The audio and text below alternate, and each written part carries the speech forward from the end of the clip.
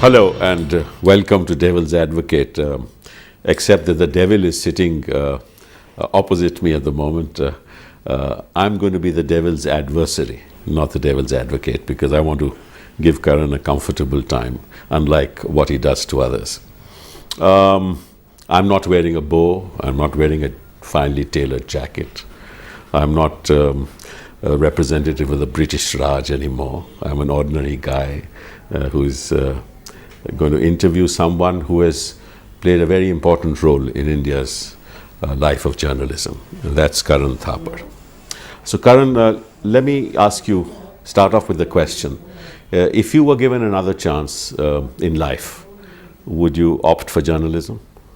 You know, it's very interesting that you should ask me that question. The first profession that I sought for myself was actually academics. When I finished at Cambridge, where I did my initial degree, I went to Oxford to do a PhD, and my plan was, hopefully if I succeeded, got a PhD, to go on to become an academic, and I saw myself spending a lifetime somewhere on an Oxbridge campus. Life then just overtook me. I wrote a letter to 6 newspapers halfway through my PhD to say, I've decided I want to join you. 4 of them didn't bother to reply. The 5th said, get lost. Answer the question. If you were given another chance, would you still opt for journalism? I suppose yes, now I would, but that wasn't my initial choice when I was looking I'm asking you now. Yes, now I you would. Why is that? Why is that? I enjoy it for 3 reasons. One, I think it's satisfying to try and get to the truth and to try and understand things, because quite often superficial first impressions tend to be wrong, and it's very satisfying to find out the reality. It's very interesting you mentioned that it's important to find out the truth. But contemporary journalism, does it have anything to do with the truth? Contemporary journalism is a quest for the truth, of that there's no doubt. Right. Sometimes perhaps journalists don't get as close to it as they should. Sometimes perhaps they think they've achieved it when they're not there. People make mistakes and errors in all professions, but the whole object is a quest for truth. Oh, but of course that's the object, but I see the role of journalism certainly as a quest for the truth. But I think in reality, what I see, and this is something I want to ask you because you've been a journalist, is it not in fact adulterating the truth in India's contemporary dialogue?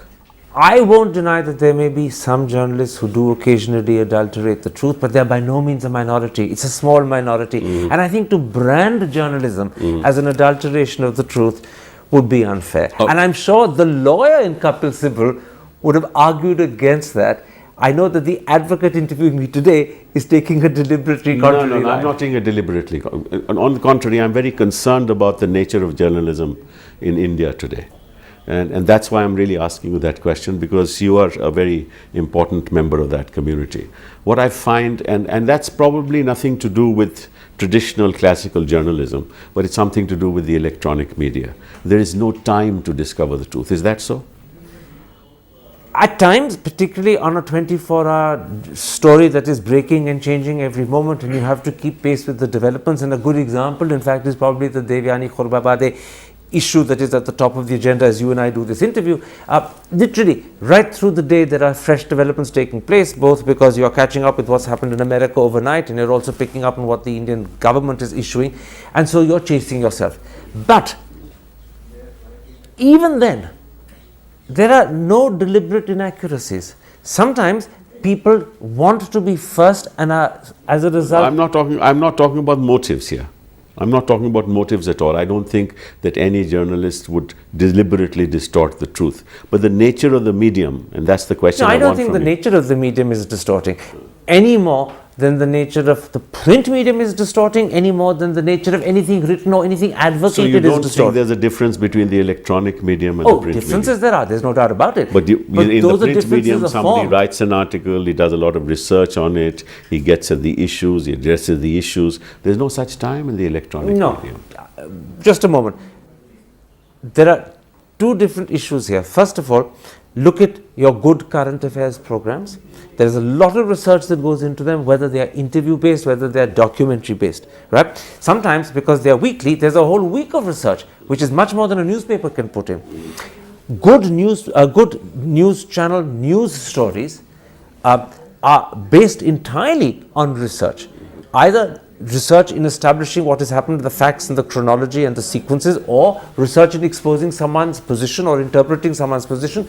They may sometimes go wrong, that I'm not denying. But to say that research is missing, that the diligence of the craft is missing, is unfair. So you think that, really speaking, whatever is happening in Indian journalism, barring a small minority, is all to the good? No. You're now, in a sense, interpreting me to have said something I haven't said, right? I'm now taking a Kapil Sibal type of response to the question Karan would have asked Kapil in normal circumstances. There are errors in journalism in India. Perhaps there are more errors made on instant 24-hour television news than are made in newspapers because of the very nature of instant 24-hour news. But I think to dismiss journalism, which I think is hinted at in your question. You're not at all. I said your statement was it's only a minority who are inaccurate. That's what I said. So that's the statement I made.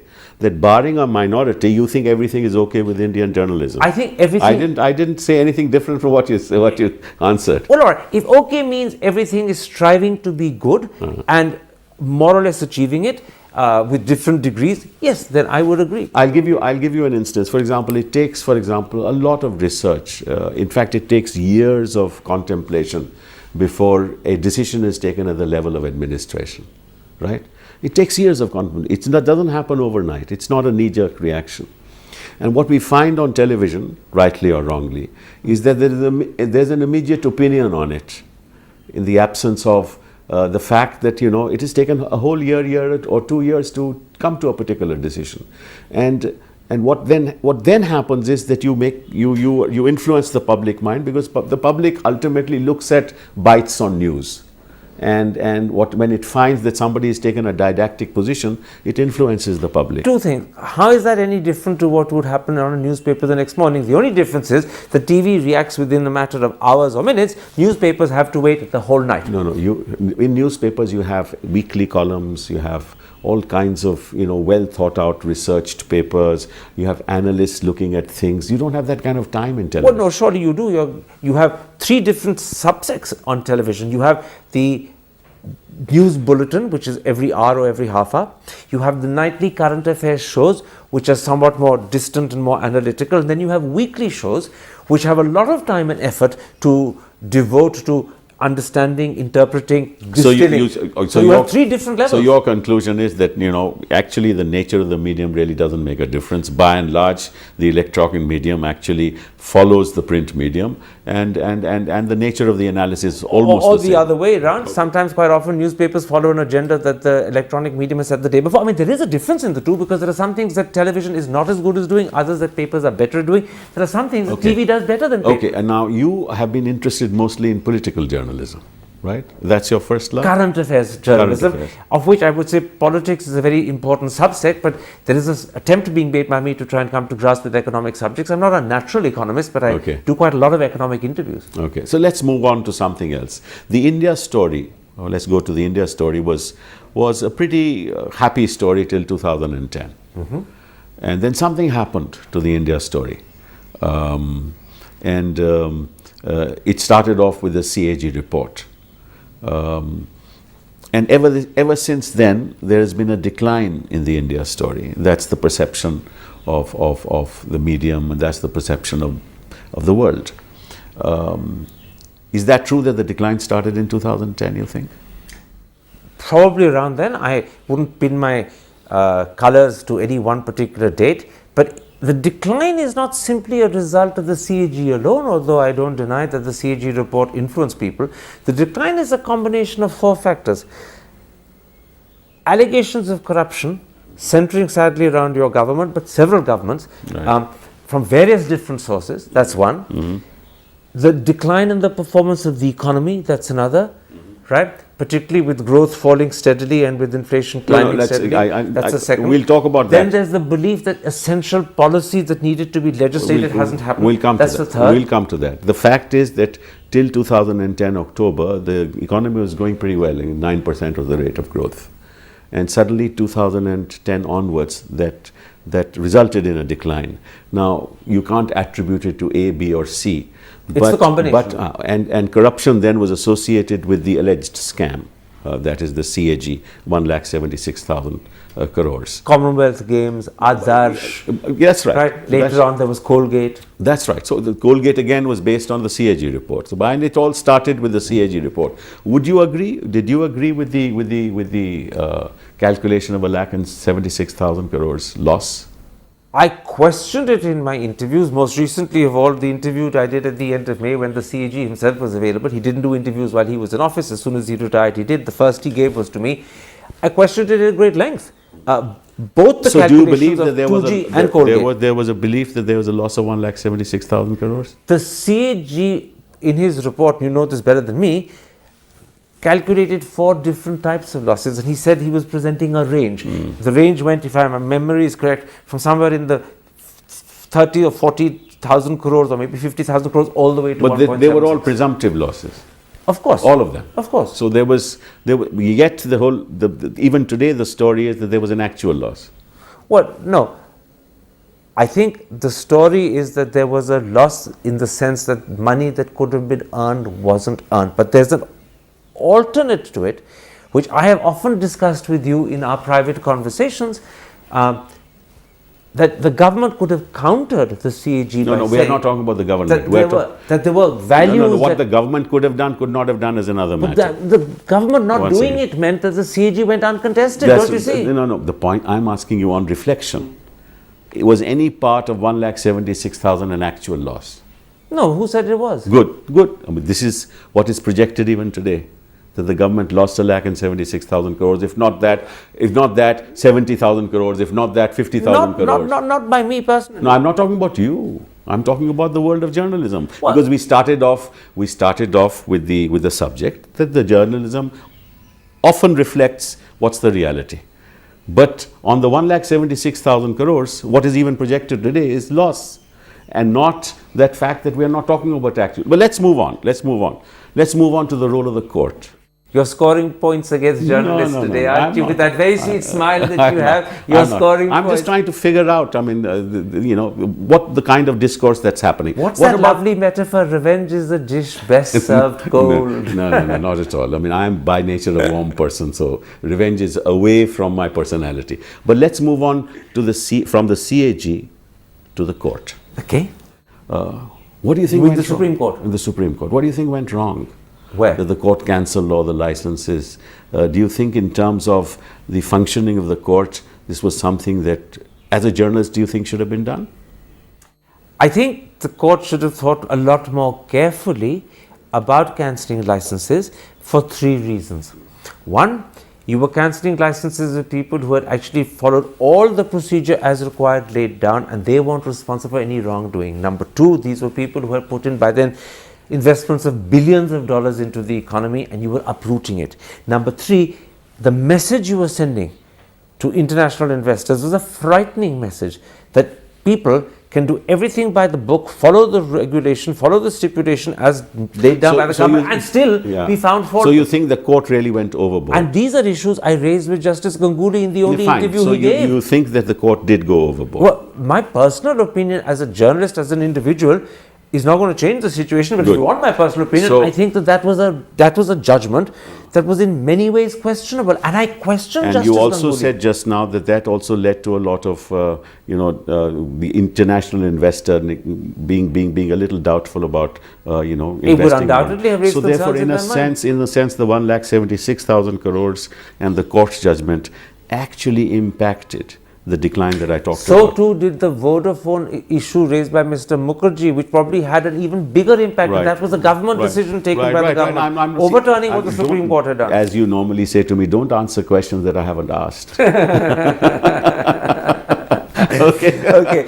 Now you're behaving like Kapil Sibal. We become the advocate's devil. Advocate's devil, and I'm behaving like Kapil Sibal. Let's take a break. I'll get back to you soon.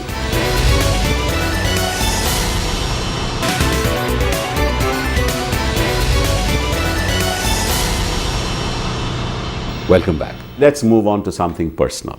Okay. You've lived in England. You've studied in Cambridge. You've worked for journalism abroad. You went to Nigeria, did a stint in Nigeria, and And basically, if you talk to Karan Thapar, he belongs to the Western world. Would you say that that's right? The Western influence in Karan Thapar is probably the more dominant influence, I wouldn't deny it. Right. But you feel very comfortable out there, or you feel more I feel comfortable? very comfortable here. I've In been both living here places. for the last 20 years. In I both feel, places. I see myself as a creature of both worlds. And so, in a sense, that So you did are, Jawaharlal Nehru. in a sense, therefore, you are universal to that extent that you would be comfortable anywhere you really settled. In Nigeria, would you have been You're comfortable? tempting me to say I am universal, but you make it sound as if it's a dig rather It's a than good a compliment. No, it's a compliment. It's a compliment. I am the devil's adversary here. I'm not the devil's advocate, Okay. right? Because I let you say. But you're determined that I have to be the devil. So, you know, would you have felt comfortable in Nigeria? I did. You did? I lived in Nigeria because where my first job took me. I enjoyed it enormously. Unfortunately, I got expelled from Nigeria. Oh, really? I got Why? expelled because they thought that I was doing my journalism in a way that they didn't like. I'd done an interview with. So I'm glad that they haven't expelled you from India, You because can't. I have to be an Indian citizen. You can't expel me from India much as you may want to. that you do. I actually was away from Nigeria on a holiday in Delhi at the time when the London Times, with whom I worked, got a letter from the Nigerian government to say that my accreditation was withdrawn, that I was welcome back not as a journalist but as an individual. And Charlie Douglas Hume, who was the editor, rang me up and said, "You're not going back at all." He says, I see. "Once they've withdrawn your accreditation, it's not safe." So I carried on working with the Times in London. You know why I said that? Because you've made some of the most prominent people in this country feel very uncomfortable with your interviews. Is that not a good thing? Jayalalitha, it's great. Jayalalitha, Ram Jethmalani, Narendra Modi. Mr. Modi walked out after roughly 3 or 4 minutes. Okay, coming to Mr. Modi, since we talked about, do you think he's good for India? What he stands for? I think Mr. Modi is a very difficult person for people to give a simple soundbite answer over. I've written about Mr. Modi in Sunday Sentiments, where I've revealed at great length my concerns about. Do you the think he office Modi does. represents the core value of whatever India stands for? I think Mr. Modi represents two things. For many Indians, he represents a decisive change with your government, a decisive change with the belief that your government has been slow and paralyzed. And I asked you a different question. And therefore, I asked you a different question. Does he represent the core values for which India stands I'm not for? sure what the core values, what You're India not stands sure. for are. I think you are. I'm not sure. You're prevaricating. You're pushing me to want to take Core a political No, stand I on don't Mr. want to Modi. take a And politi- I'm hesitating for one reason. Not that I don't have an opinion of Mr. Modi in my mind, No, but no, I I think, don't want. I think as a journalist, for me to reveal where I stand politically would mean that when I then do interviews with people, will judge me from a let's move standpoint. away. Do you And think I'm that? deliberately All right, avoiding it for that I don't reason. want to embarrass I'm not you. being evasive. I agree. Let's move away. Do you think the discourse that he has started in Indian politics is the way forward for India? What is the discourse he started? The kind of abusive, the kind of language that he uses, the kind of, the halo that he sort of brings about, the use, the manner in which he says, I'm going to change everything for the good, that kind of stuff. And that he talks only about himself, and he doesn't talk about issues, he doesn't talk about education, he doesn't talk about health, he doesn't talk about the issues that confront this country as to how children should get jobs. None of that. Do you think that's the right kind of discourse? Kapil, I'm not going to be tempted into giving you an adversarial answer or even one that Okay, agrees with you let's for one move simple away. reason, because now you're being political. No. Right? And But I'm the devil's adversary. I'm not being political. what you're trying to do, in fact, is to draw out a journalist and fine. make him critical of Mr. Modi. No, Whatever my no, personal no. belief and You can position admire may him. be, You can I don't admire think I ought to fall into that trap. You can I see a very clever No, trap no. laid by a Supreme No, Court no, lawyer no, who no, is no. supreme I in the want extreme. you to- I'll compliment I you, have no but I'll objection. sidestep it. I have no objection if you admired him.